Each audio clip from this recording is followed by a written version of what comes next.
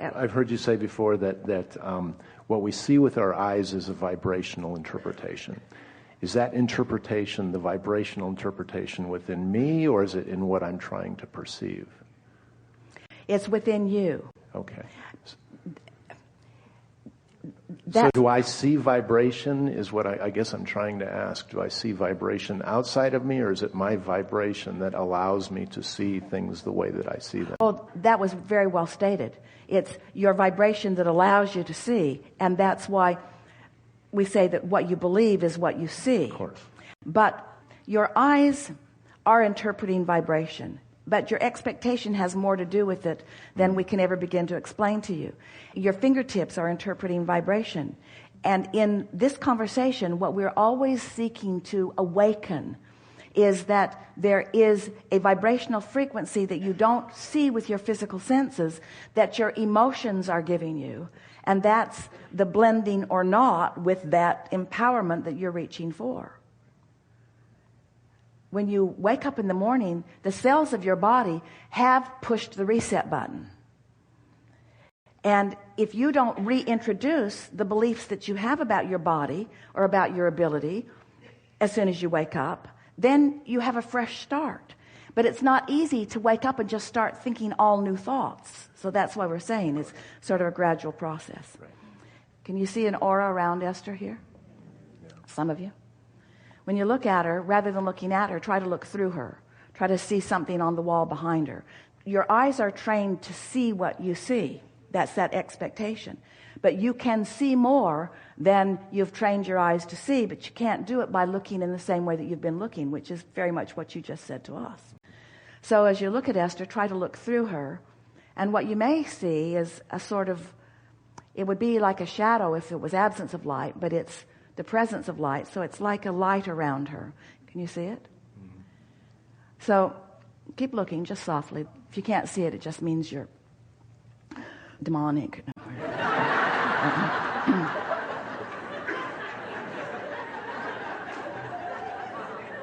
Just look softly. And if you're wearing glasses, it might be a good idea to take them off, because your glasses cause you to focus in a different way than what we're wanting you to do here. So just look in the direction of her. We'll goose the energy up just a little bit. Yeah? A bit more. A bit more. And when we move away, sometimes you can see it still standing there. Yeah. Yeah. So you're seeing something that you usually don't see, because you're using your eyes in a different way. When you're in that high frequency and you're involved in sports, especially in competitive sports, you know what somebody else is going to do. You know where they're going to be. You have advanced announcements, because everything happens vibrationally before it happens physically. And when you're tuned into that frequency, your anticipation is better, you see. You feel an impulse. You feel an impulse to do something, because broader perspective is everywhere and knows everything that is important to you. You feel an impulse to do something, and if you're in that high-flying vibration, you'll follow the impulse, and when you follow the impulse, the payoff is really big. And after the fact, you say, oh boy, that was sure a lucky thing that I got that hunch and I followed through with that. Well, that's what that's all about. You're extensions of source energy, and you're allowing yourself to benefit from that knowledge in a more profound, productive way. Really good. Thank you. Yeah. Much love. Where do I start? Lots of good things. As life would have it, I've had highs and lows. And I suppose my last low just brought me to a place where I couldn't resist anymore. And without even trying, things just started to happen for me. And my vibration started to rise. I'm really nervous right now. Jerry used to ask this question because he was a financial counselor, helping people in that way before he knew Esther and before they knew Abraham. And his question was, why,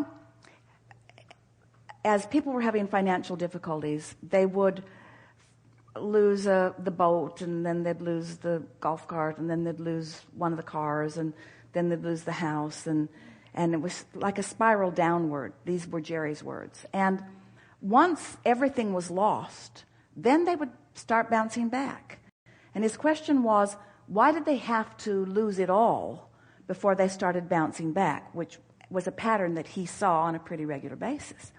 And we said, because in the losing process, there is a clinging to, there is a struggling that just keeps that momentum going.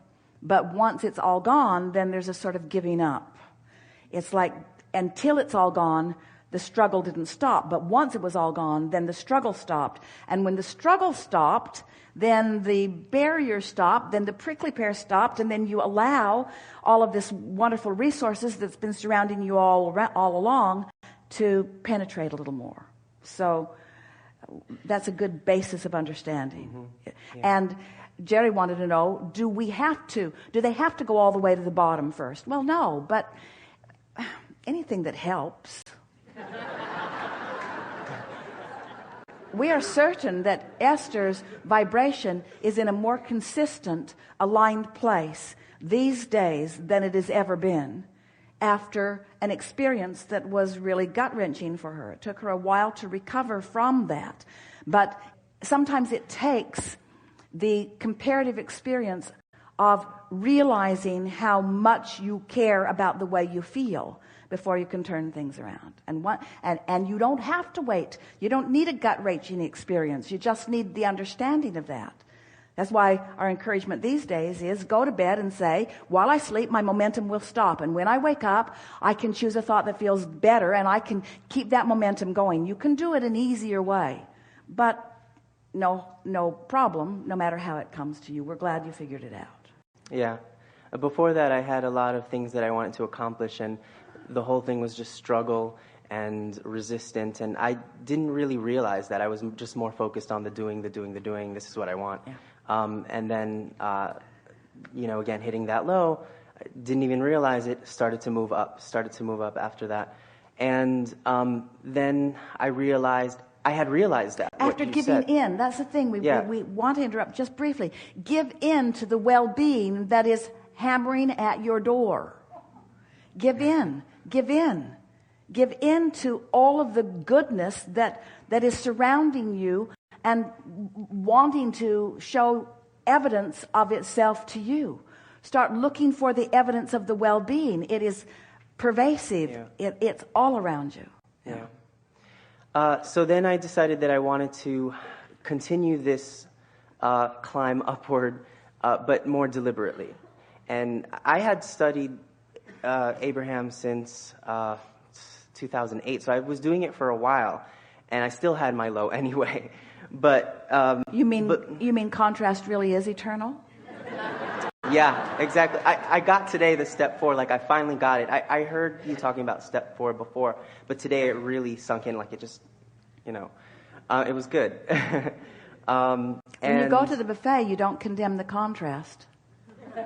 You appreciate the variety and you choose from it what you like. Mm-hmm. Yeah. So I had an interesting experience a little bit before my 31st birthday. I just had this sort of epiphany that 31 was going to be a fantastic year for me. So's 32, so's 33, so's 34, so's 35. But it was going to be the best one yet. 98, 99. And it was a good feeling. And then I had my 31st birthday party in July, and I had a really incredible experience. Something happened with my consciousness where I was literally sort of living in 2 places at once. And one, I guess, was, it was almost like 2 paths were being shown to me. One was, I guess, sort of where I already had been, and it wasn't negative, but it was just stagnant. It was just there. And then the other path was sort of something better. And I could see myself going through these, both of these personalities throughout the night of my birthday party. No one noticed it, though. They all just thought I was having fun and that it was great, but I had moments of having this sort of high and this sort of high type of fun, and the other one was just sort of, oh, well, I was just there, and thanks for coming to my birthday, and all that. Well, you set yourself up for that, because for some time preceding it, you were saying, this is the beginning of something that is different for me. And so there was some momentum already going. So we can understand how you had glimpses of seeing your world through the eyes of Source. Yeah. So we've been touching on this all day here today. Does it feel like an advantage to you to be able to perceive your life through the eyes of Source? And does it feel like you should be figuring it out on your own and that you shouldn't need the eyes of Source? Or does it feel more and more natural to you that the eyes of Source would be right there with you, inspiring you, giving depth and breadth to whatever your experience is? In other words, are you beginning to accept that you're not here as a separate being to prove yourself worthy to that Source, but you are instead here as an extension of that Source, living this life with Source? So that's what you were experiencing. You were experiencing a conscious realization of that blending.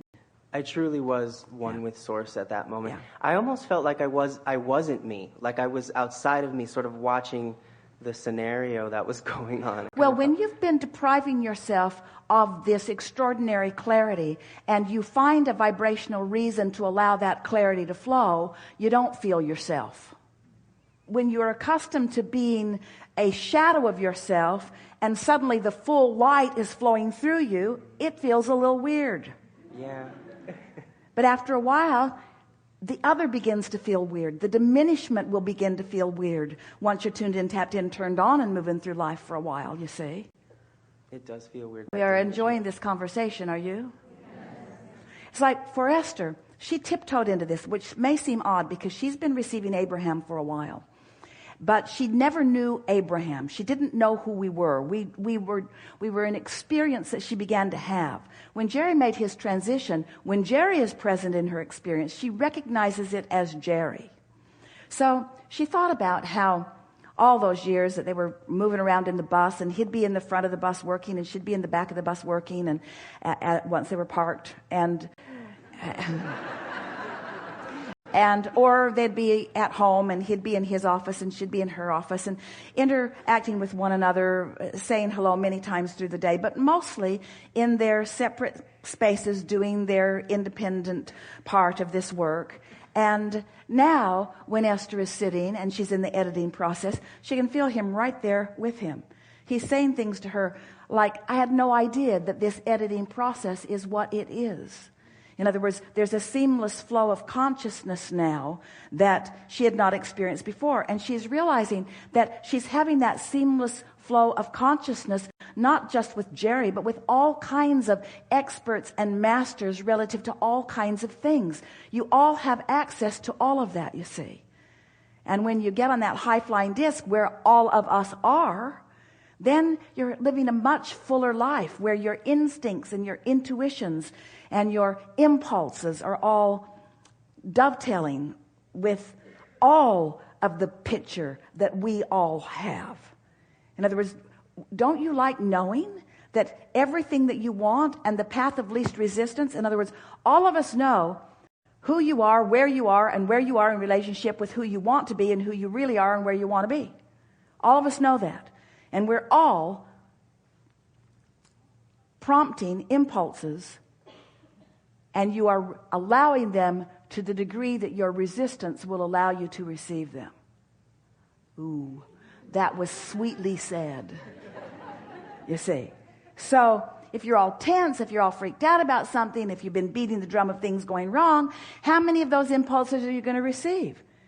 We're all flowing them to you, but you're resisting them. Further, your resistance feels awful because they are there. In other words, if we weren't there flowing, then your resistance wouldn't feel like it does. So Esther says, then cut it out. Can't you see I'm in a resistant state? Back off. But we never do. We never back off. We never stop flowing the path of least resistance. We never stop flowing the best idea. We never stop giving it the best we've got to give. All you got to do is just chill a little and let it flow to you. Yeah. I've come to a place where I really know what to do with the contrast now. Most Love of the it. time. Love Most it. of the time. Thank you, contrast. You've brought clarity Yeah. to me. Mm-hmm, mm-hmm. Thank you, me, for discerning the contrast. Yeah. Yeah. Thank you, universe, for having contrast within it. Thank you, source, for knowing what part of the contrast I really want. Thank you, emotions, for letting me know what path is the path I want to follow. It's a fabulous feeling. Isn't it? It really is, actually. A really good setup. Yeah. So I really appreciate that contrast.